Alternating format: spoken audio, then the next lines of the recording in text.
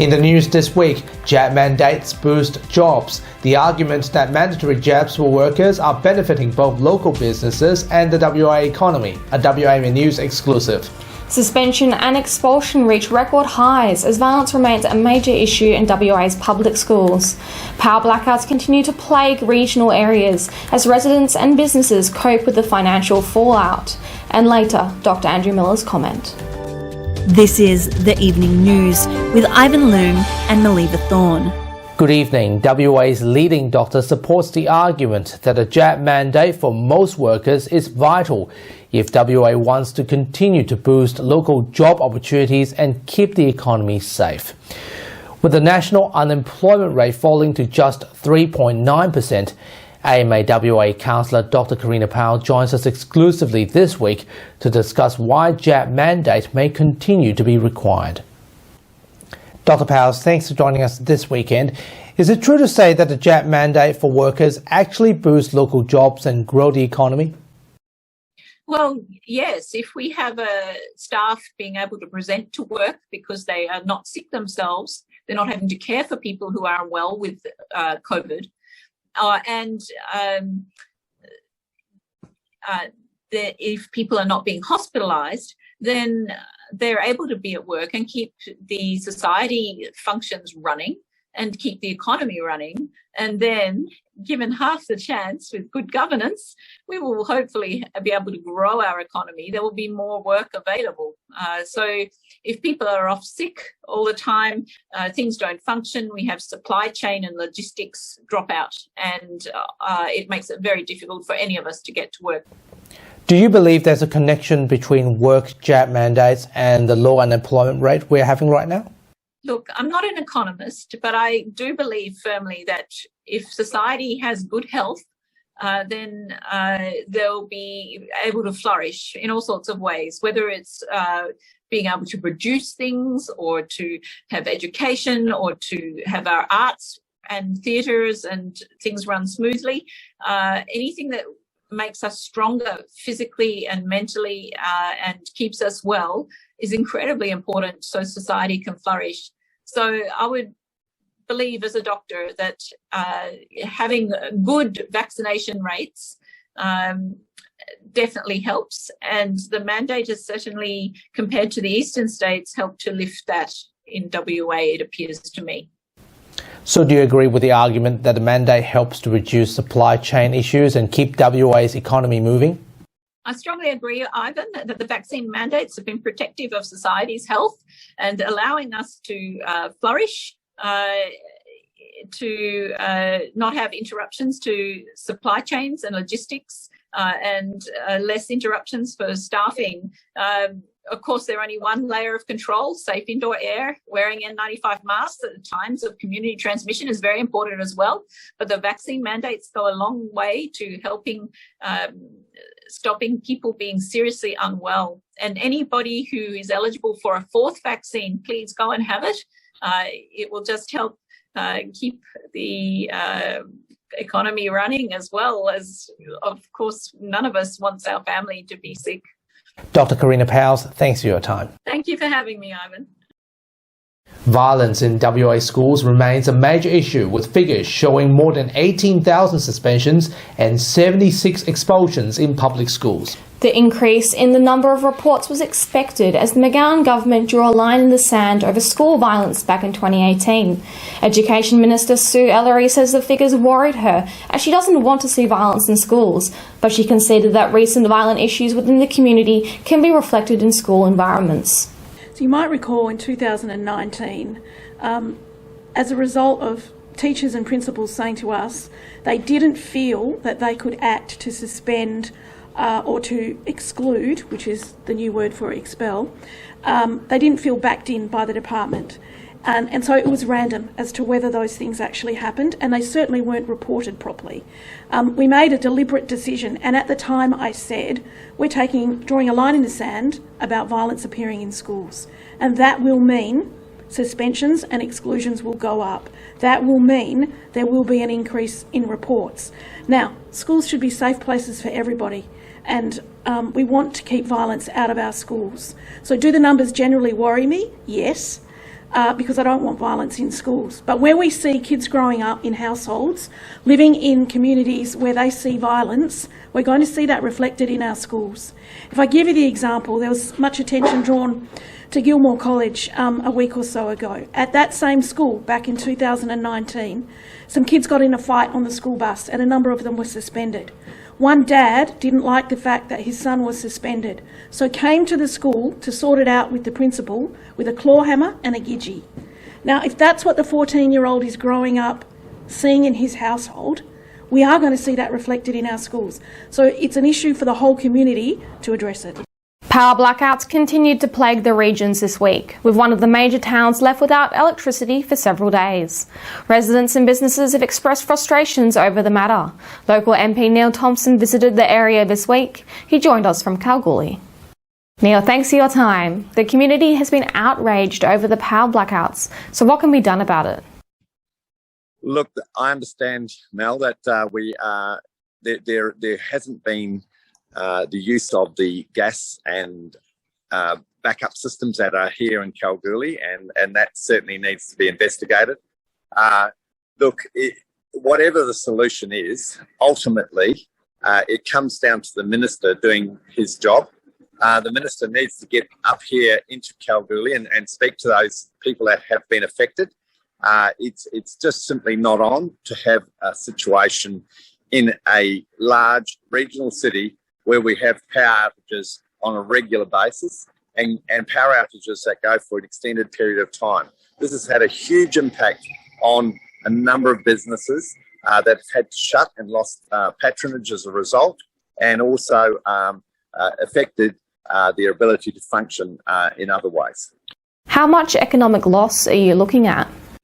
Well, look, I don't know the total, but I've heard, for example, the racing club lost about $50,000 when the power went out. People are not able to obviously pay. We now rely on the ability to pay by phone and all these things, and you just can't function without power. It's simply not on to have this situation in a city like Kalgoorlie, in a state like Western Australia. The minister needs to get up here and speak to people and understand the problem so that the minister can make sure this doesn't happen again. I understand you're talking to the local officials about this matter, so how can we rectify the issue? Well, look, I'm up here in Kalgoorlie today with the Regional Council, the Goldfield Regional Council group. Certainly the Lord Mayor, John Bowl, has been very vociferous on this issue. I've spoken to a number of businesses about the impacts on them. As I said, I think the minister needs to get up here and do his job. It's up to the minister to resolve the situation. And, he's got a name, Blackout Bill, for good reason at the moment. And it's an opportunity for him to rectify that situation. We've seen in Perth the same situation over the summer. But here we are in Kalgoorlie with regular blackouts, which is deeply affecting the business community and also putting at risk people who require that backup for electricity. Neil, thanks for joining us. Yeah, thank you. Yeah, bye. A boat suspected to have capsized in the Kimberley this week has left more than 20 people injured. The incident occurred at Horizontal Falls in WA's north, a popular tourist destination. 4 planes with 6 doctors and 6 nurses have been sent to further assist 2 Royal Flying Doctors planes which were on site. Some people were treated on a boat, while others were winched by a helicopter to be treated on the RFDS planes. Telehealth assistance was also given. Those involved in the incident who do not have serious injuries were taken to Broome Hospital by seaplane, while 12 seriously injured people arrived in Perth by RFDS plane at Jandakot Airport. Independent candidate for Curtin, Kate Chaney, has secured the electorate over Liberal Party candidate Celia Hammond. Ms Hammond conceded the electorate on Thursday despite securing 42% of primary votes, claiming in a statement it was clear Ms Chaney would represent the seat in federal parliament. Ms Chaney says she's optimistic and will be focusing on issues important to voters, including climate change and government accountability. Ms Hammond, on the other hand, said it was an honour to have represented the people of Curtin since 2019. She thanked the people of the electorate, saying, "We truly do live in the best part of the world." New equipment is on the cards for TAFE colleges to help students become job ready. The McGowan government is investing $25 million for industry standard equipment across 5 colleges to train students to meet workplace needs. The government says the investment is helping people to be properly equipped to work in workplaces across WA. In Year 9 across Western Australia, the opportunity literally to get a taste of a whole range, whether it's childcare through to the kind of resource industry automation that we've seen today, and some of the kind of mechanical fitting skills that we've seen here today. It gives them the opportunity to taste. A new heliport at Royal Perth Hospital is expected to boost medical assistance for sick and injured patients. The $10 million, 788 square metre heliport allows the next generation emergency rescue helicopter service to access the hospital for faster medical care. It follows the upgrade of the helicopter service this week, and the government says the heliport will play a key role in the hospital's emergency response. Faster and better aircraft is going to translate into better outcomes for our sickest patients. And say 2 helicopters were to land at once, that's something the hospital has the capacity to handle? Absolutely. And that wasn't possible with the other setup? No, it wasn't. This week on the WAMN Extra News Club, following the stunning win for the Labor Party, many new MPs are heading to Canberra for the Albanese government's first ever caucus meeting. Among them is Sam Lim, the friendly police officer who sensationally beat Ben Morton in a Tangney electorate. First thing I want to do is I want to form up an advisory group for Tangney people to come and see me, as I try to do it every month, once a month, so that I can listen to the community issue and I can get back to them with an answer, or whichever way we can work together. And I have 36 months to prove myself, and I have to prove it because they trust me, they put trust to me. So every vote that vote for me is a trust, and I don't want to break that. I want to make sure I perform for them, I'm out for them, and my promise is I'll work my butts off for them. You can read all that and more on the WAMN Extra News Club. Subscribe via the link in the description and support independent local journalism. You know, having the opportunity to interview so many different people, you have to say Sam Lim is always a happy guy, but regardless, he has a very steep mountain to climb. And we wish him the best of luck as he begins his journey into Canberra. We'll recap this week's top stories again in just a moment. But right now, here's Nelson Liu with Western Perspective. Thanks, Ivan and Melly. Hello and welcome to WP. Well, the Liberal Party is starting over once again after Labor began its term in government following its federal election win last Saturday. Scott Morrison has stepped down since his party's loss, with Peter Dutton nominating for the leadership. But what could it mean for the now opposition? This week, political commentator Peter Kennedy gives his take on where the Liberal Party now goes into the immediate future. Well, the dust has started to settle after the federal election, and the new government has moved in and made a promising start. Anthony Albanese and Penny Wong have represented Australia at the Quad meeting in Tokyo and made friends, or I guess acquaintances, with other leaders in our region, and it seems to have gone off quite well. Penny Wong has headed off to the Pacific Islands too, to cement Australia's relations there and to try and head off the Chinese push in that area. So significant developments in foreign affairs, but also the Treasurer, new Treasurer Jim Chalmers, has warned, surprise, surprise, that the Treasury is not in as good a shape as had been hoped, and that there could be some corrective measures in the mini budget, which he'll be bringing down later in the year. So cost of living continues to be an issue, fuel prices an issue, interest rates will be an issue. So there are plenty of problems for the new government, plenty of challenges for the new government as they settle in for their 3-year term. On the home front, Western Australia swung heavily to Labor, much more heavily to Labor than the rest of the country, and very significant gains by Labor in Western Australia, which have helped almost certainly give federal Labor an absolute majority in the Parliament. Very important in the legislative process, very important in the House of Representatives that the new government have an absolute majority and not have to rely on the support from the Teal candidates or the Greens or anyone else. Speaking of the Teals, they did remarkably well and certainly caused enormous havoc in the Liberal Party in the east, and also taking the seat of Curtin here in the west, with Kate Chaney just edging out the sitting Liberal Celia Hammond. Bearing in mind, though, that Celia Hammond led the primary votes by more than 11,000, a significant margin there, but Kate Chaney, the beneficiary of preferences from the Greens and Labor. And similarly in other states that helped the Teals get over the line. So how do the next 3 years look?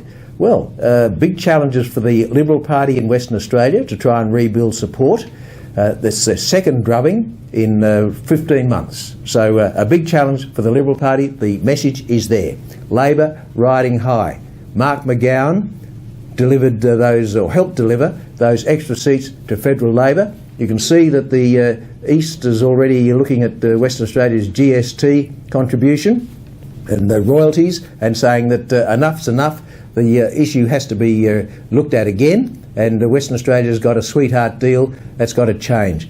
Mr Albanese has said no change. So, but you got Victoria and New South Wales now, Labor and Liberal, presenting a united front to try and get a better deal on GST. But Mr McGowan, the kingmaker as far as federal Labor is concerned, the federal Labor would be very unwise to get him offside. And given the way that the Labor support built up last Saturday. So look, the elections moved on, the new government settling in, the cabinet will be selected next week.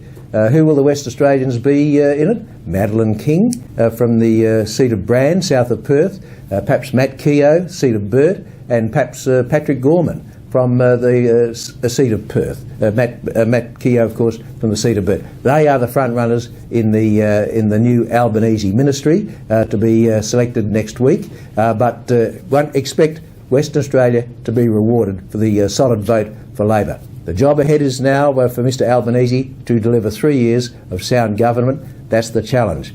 Time will tell. Peter Kennedy, WAMN News. And now, here's AMA WA spokesman Dr Andrew Miller with his weekly COVID-19 update and commentary.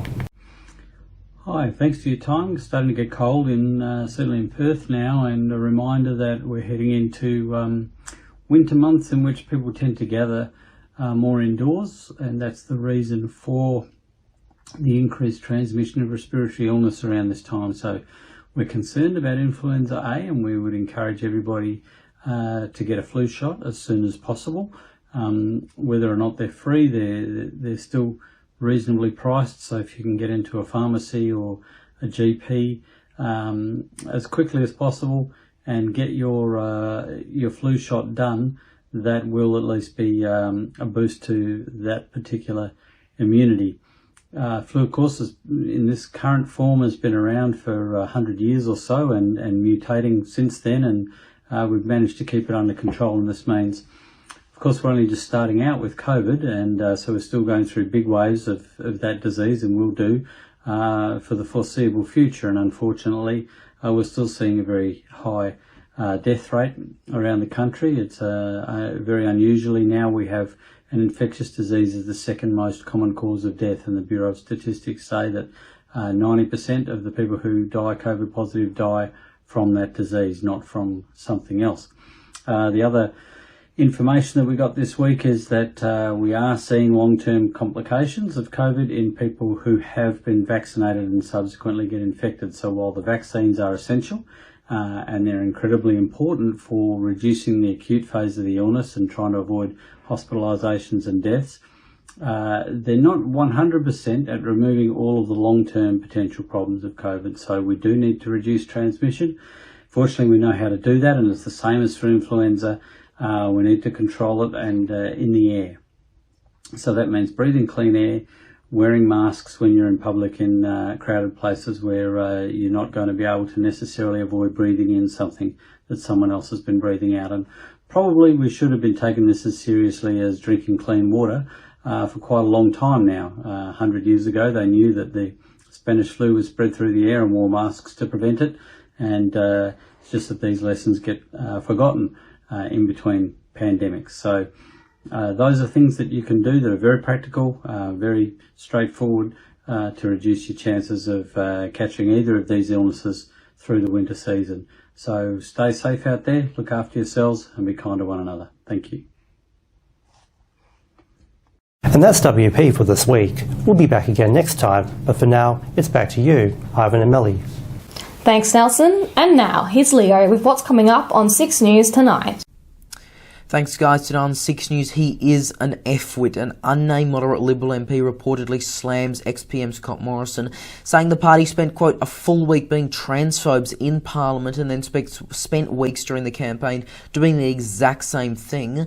Plus, could Barnaby Joyce be out as a Nationals leader less than a year after returning? Gippsland MP Darren Chester prepares to launch a spell but concedes he's unlikely to win the party's leadership, and shock and outrage grows overseas as we learn more details about the Texas mass shooting. Over 20 students and teachers killed at an elementary school in the city of Uvalde. Or you can see full details on those stories and plenty more by heading to our website, 6newsau.com. For now, though, guys, it's back to you.